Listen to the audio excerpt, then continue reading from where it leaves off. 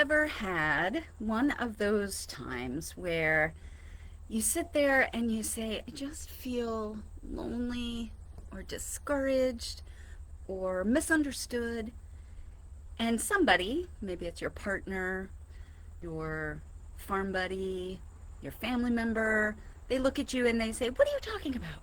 I'm here, I'm supporting you, I'm giving you all kinds of encouragement. How can you possibly feel any of those things?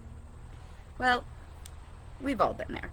And the truth is that sometimes it's not that people aren't trying to encourage us, it's that they're not encouraging us in a way that actually settles into our hearts. So, today we're going to talk about something called the five love languages. This is not a new concept at all. I remember first hearing about Gary Chapman's five love languages. Okay, so that's what, 40 years ago? And I have held on to these five images in my mind ever since. So they're very, very powerful, and they're very effective because they help us to be able to understand, number one, what we need in order to feel encouraged and loved and supported. What styles of encouragement are important to us, but also to recognize that the sorts of things that encourage us might not be the sorts of things that encourage the people closest to us. In fact, often are not. That whole opposites attract thing, it happens. So this is an opportunity for us to get a little bit more rooted into how we receive encouragement so that we can enjoy our farm lives more, but also how we can encourage those around us in the ways that they can feel it and own it. So, what are these five love languages? Well, we'll start with the first one. The first one is my personal favorite, and this is meaningful touch. Now, meaningful touch is not about sex, boys and girls. In fact, sometimes sex is not a meaningful touch at all if you're being treated abusively in that. What is meaningful touch is something where somebody comes up to you and maybe they put a hand on your shoulder and they just say, I hear you. They give you a hug and you're like, oh, that feels so good. You might want to start to cry because it just feels so comforting. Somebody puts a hand on your knee and is like, it's okay, pats you on the back. Any of those can be meaningful touches. The second one is also a big one for me, words of encouragement. I am so proud of you.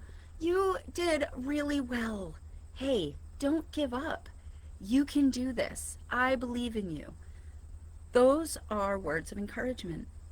I love you can be a word of encouragement.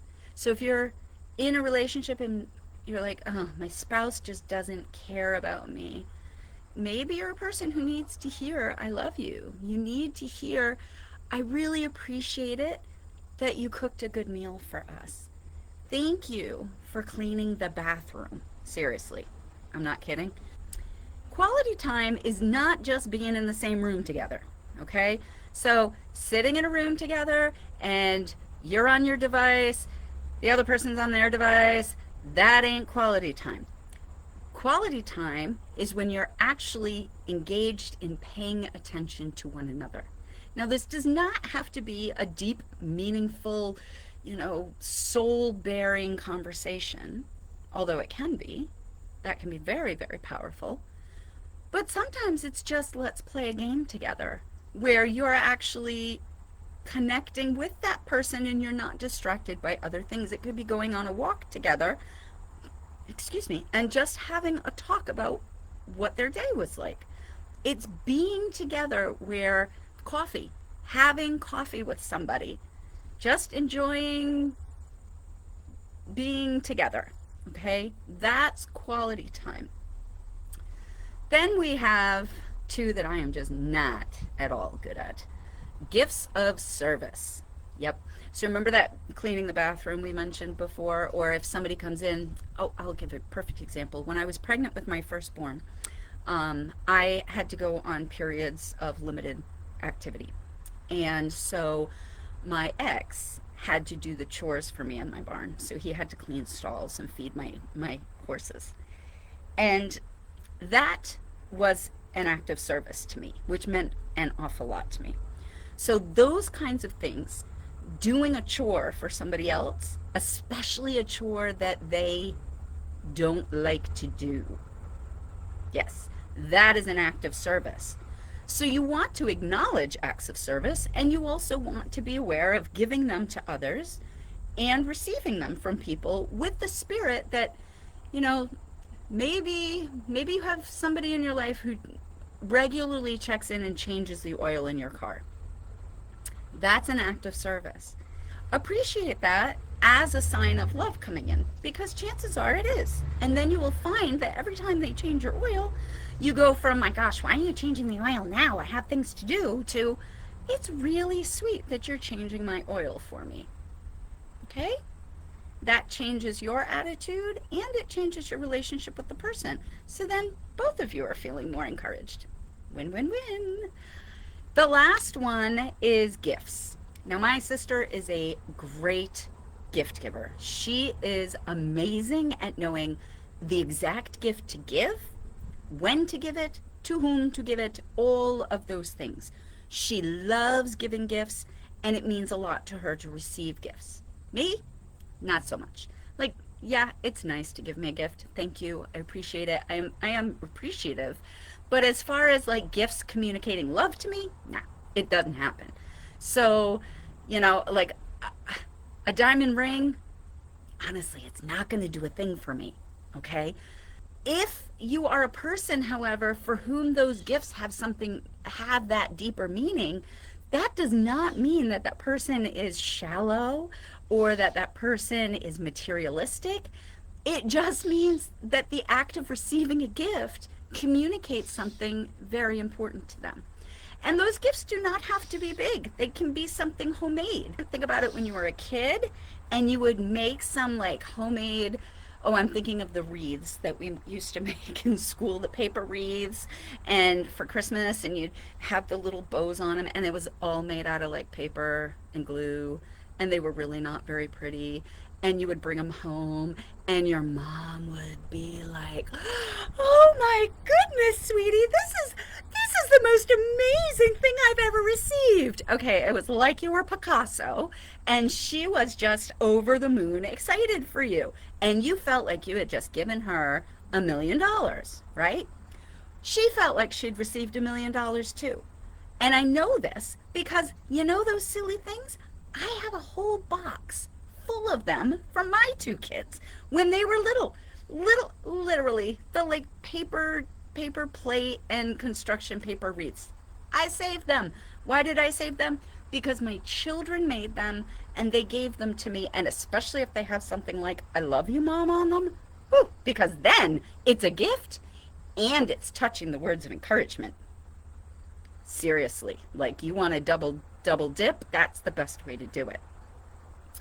So now I'm going to ask you, which one of these 5 ways work for you? And here's a way to tell, first of all, how you receive encouragement. Okay?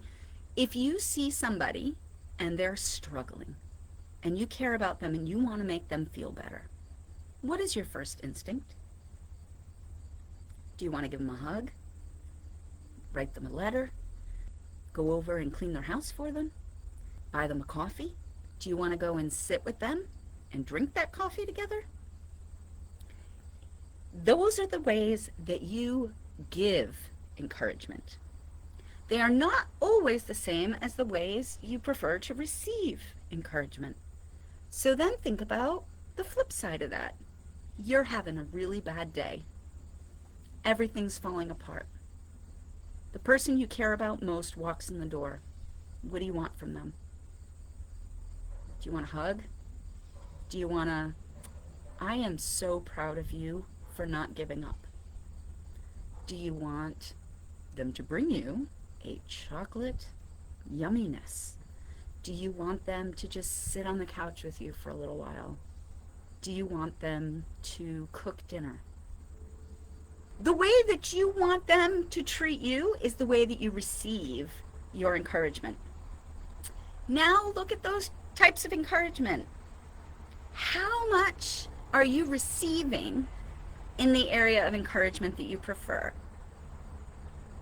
Are you feeling a dearth, isn't that a great word, Are you feeling a dearth of encouragement, not because it's not coming at you, but because it's coming at you in a way you can't receive? Are the people in your farm life giving you a lot of verbal compliments, but you're really waiting for a present? If so, you have a responsibility. And that responsibility is to go to them and say, you know what? I've realized something. I realize that you have been giving me encouragement in these ways, and I appreciate that. And I also realize that it's hard for me to really own that. Would it be possible for you to bring me a coffee tomorrow? Something like that. And you're going to say, some of you, but if I have to tell them how to encourage me, it's not really encouraging. Balderdash. That's what I say. I say balderdash to that. Because when we expect people to read our minds, we're asking them to be God. It's unfair. It is unfair of us to put the expectation on somebody else that they can read our minds and know how we prefer to receive any kind of support, but especially encouragement and love. At the same time, you can also look at other people and say, hey, I just realized that there are these like 5 love languages and that I might not be encouraging you in a way that works for you. What kind of encouragement do you like to receive?